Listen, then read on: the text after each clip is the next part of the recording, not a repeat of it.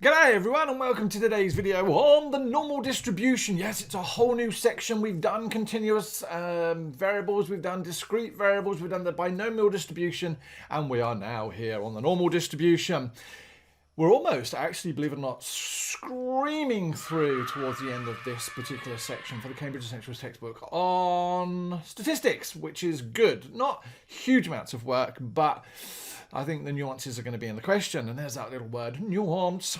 What are we going to do with today? Well, by the end of this lesson, as I say, above me, we are going to look at what the standard normal distribution is, what it looks like, what the mean and the standard deviation of the standard normal distribution is. There's lots of standards happening here. And who's to say what normal is anywhere? I mean, my good friend over there, yes, Albert Einstein, would he define normal? Who knows? What the general normal distribution is and what a normally distributed random variable is. Now, a recap's always good because I like to follow on from what my previous videos say because they say that's good teaching. If you want to fast forward this bit, then fast forward. Thank you very much. We've looked already at the idea of discrete random variables, and with discrete random variables we could use something called the binomial distribution. Now, the binomial distribution dealt with things that basically experiments that had two outcomes. All right, so generally speaking, a success and a failure. For example, the probability of rolling a 6 on a die would be our success, and the probability of not rolling a die would be our failure. And we could use all of this information. And if you notice from the graphs, which are behind my head at this moment in time, then we had certain situations where, depending on the values of n and p, they gave us different graphs. So in this situation, we had the number of trials was 10. How did I know that? Because there's 10.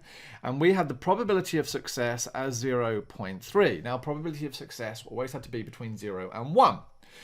We found that the mean of a binomial distribution was given by NP, so that expected value, and in this situation, that had the highest value at a value of 3. So expected value there would be 3. What we then went on to notice, and I was sort of setting up this lesson here today, is that the more trials we did in this situation, because my graph goes up to 100, I had 100 trials, P worked out to be 0.4, and then we had this absolutely beautiful curve. Now later on, we're going to actually work out that for big values of n and p, we can actually use the normal distribution to approximate the binomial distribution. So that's a top tip, which is actually quite useful.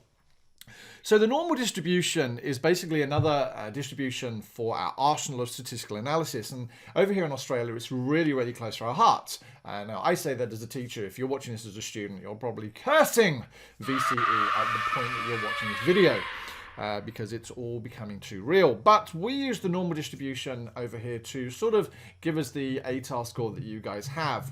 Fair or not, that's a very good discussion. But the normal distribution actually has, there's two. And as I said at the beginning here, there's the standard normal distribution, which I'm just going to look at now. And then there is the general normal distribution. Now, the standard normal distribution looks exactly like what is happening behind me. Behind me, I'm using desmos.com, which is a graphing calculator, and you'll also see it on the screen as well. But what I can do is the standard normal distribution has this equation. And so that first equation I am now showing you gives me a beautiful curve. And when we sketch it, we notice a number of things. Number one, it's symmetrical about the y-axis. It has a mean and a median value of 0. Now, if you remember back to a previous video, we said that with things that are symmetrical, our mean and median would be exactly the same point. It has a standard deviation of 1, and most of the data, 99.7% to be precise, is found between -3 and 3. Now, actually, that -3 and 3 stands for 3 standard deviations either side of my mean. So bringing it back to my screen now, my OneNote, then what we can see is there is my mean. It is centered around a mean of 0. So mu equals 0.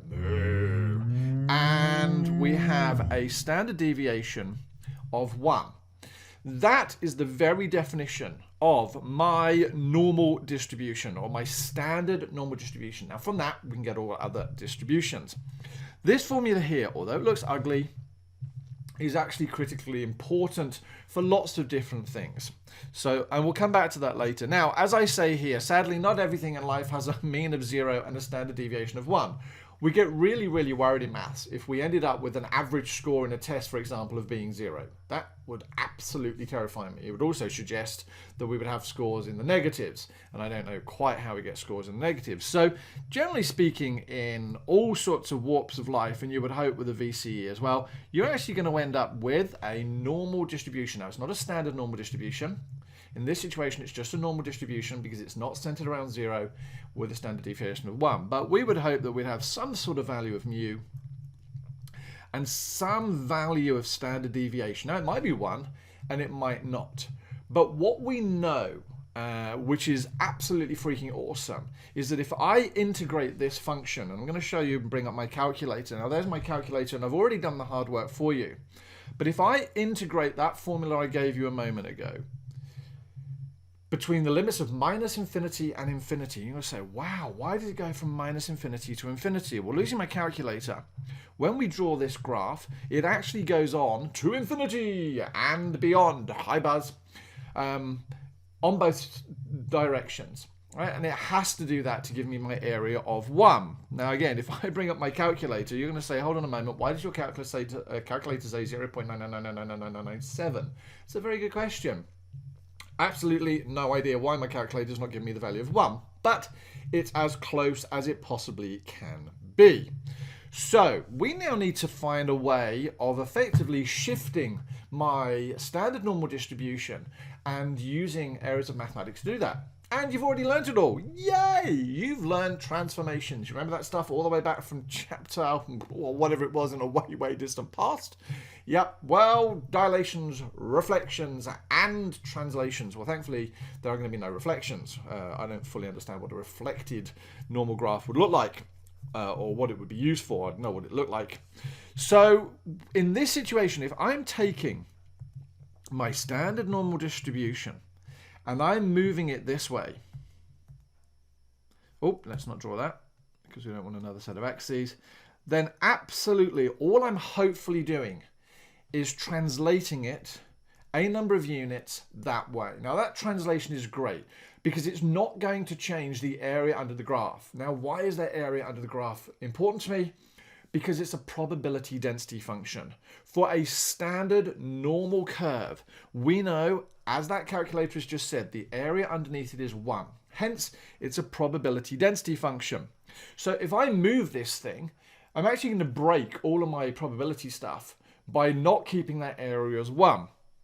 If you look behind me, you'll notice I've loaded up Desmos again, which is great. And what it allows me to do is now show you a translated standard normal distribution over to become a general normal distribution. And all I've done is move it those two places. See that?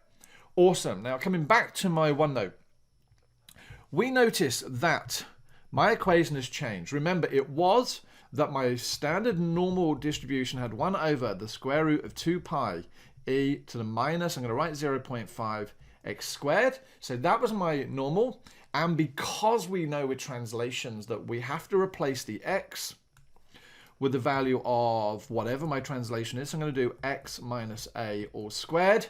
Then that's what explains this minus 2. It's minus 2 inside the brackets, and so it's moving it 2 units to the other way, or to the positive way. And yes, there we can see height 0.4, and mean of 2. If I load up my calculator, and now we just change this to x minus 2, and hit enter, then once it's done my little spinny thing at the bottom, and it will come up and tell me my area is 0.9999999. That 7's gone. This is so random. Okay, if you know why, put some comments in the bottom. All right, I'd love to know why my calculator's not giving me the value of 1. Obviously a setting is not right, but it's as close to one it's going to be. But you noticed it didn't change my area by just translating it.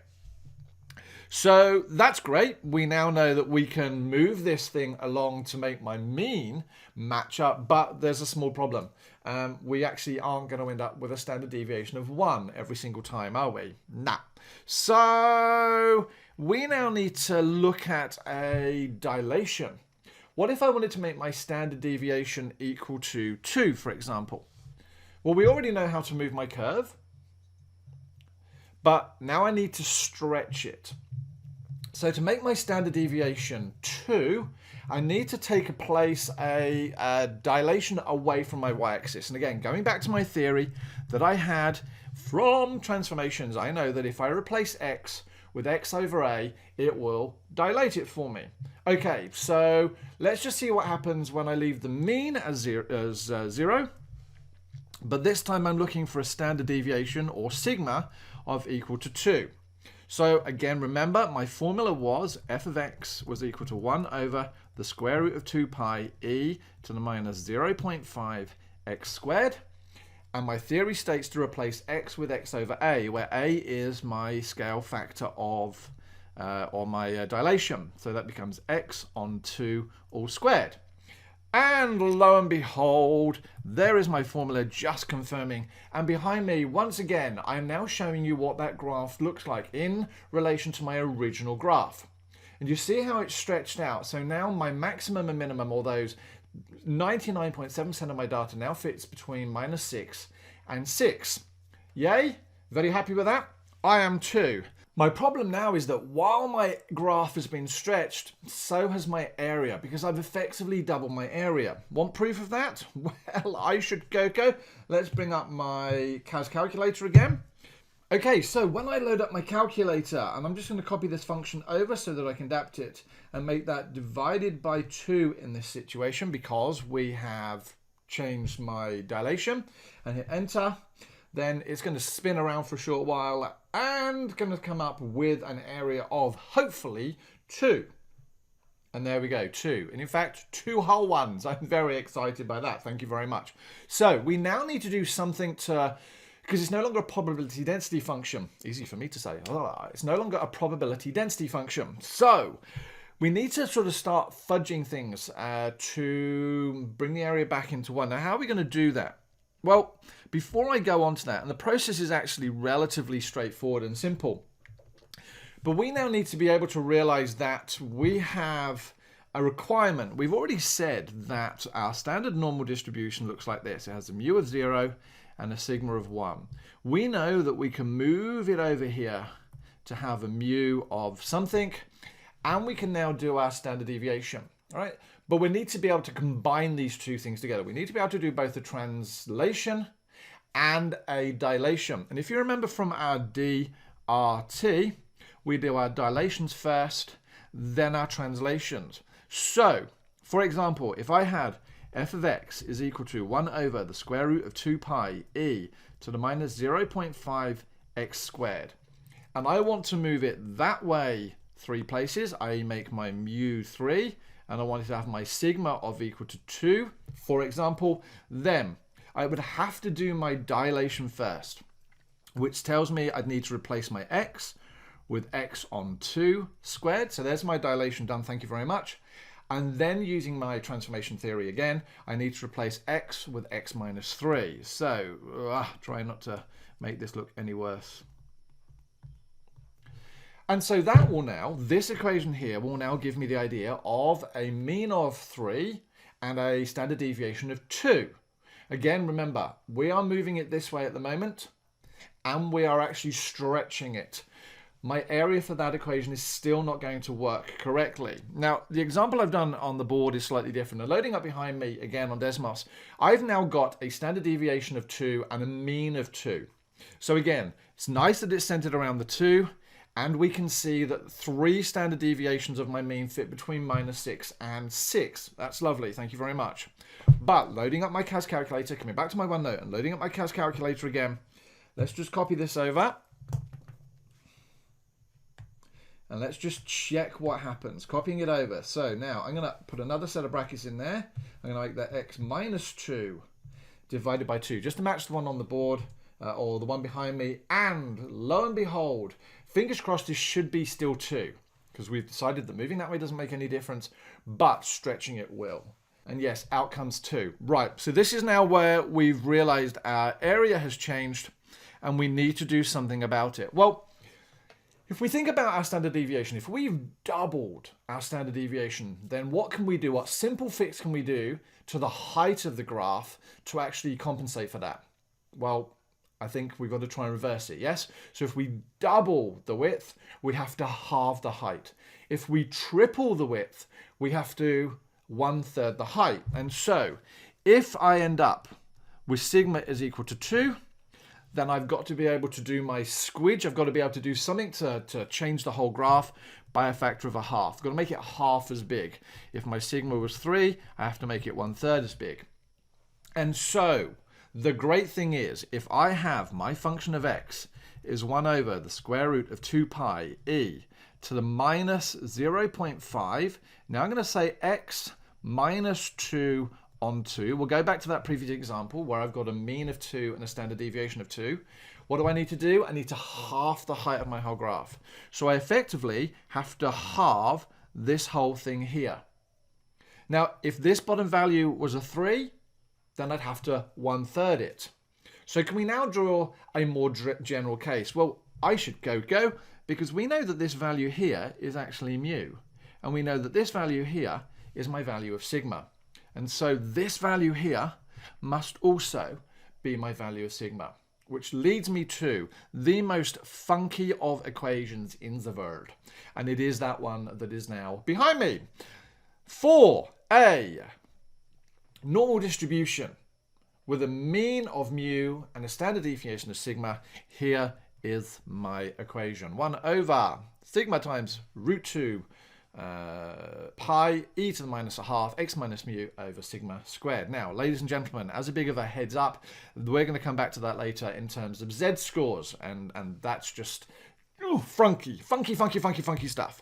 But how is this actually going to be useful to us? Well, knowing this theory is always going to be useful. The idea of knowing how a standard deviation, how a normal distribution goes. The highlight, or the most important thing, is that the probability density function's area has to stay as 1. So you have to make sure that the area under that at all times stays as 1. But on occasion, an exam will give you, as I say here, a graph with the following thing. And it will tell you nothing more than there is a normal distribution, a probability density function with a normal distribution. And it will ask you to find the mean and the standard deviation. Now, the only point, believe it or not, that you need is that one there. Why? Because you can glean everything you need from that single point. If we go back to my formula of f of x is equal to 1 over sigma times the square root of 2 pi times e to the minus 0.5 of x minus mu over sigma all squared. We know that in this situation, because the graph is centered around the value of 3, that must have a mu of 3. So at that point, we know the x value is 3, and we know that mu is 3. So 3 minus 3 is 0.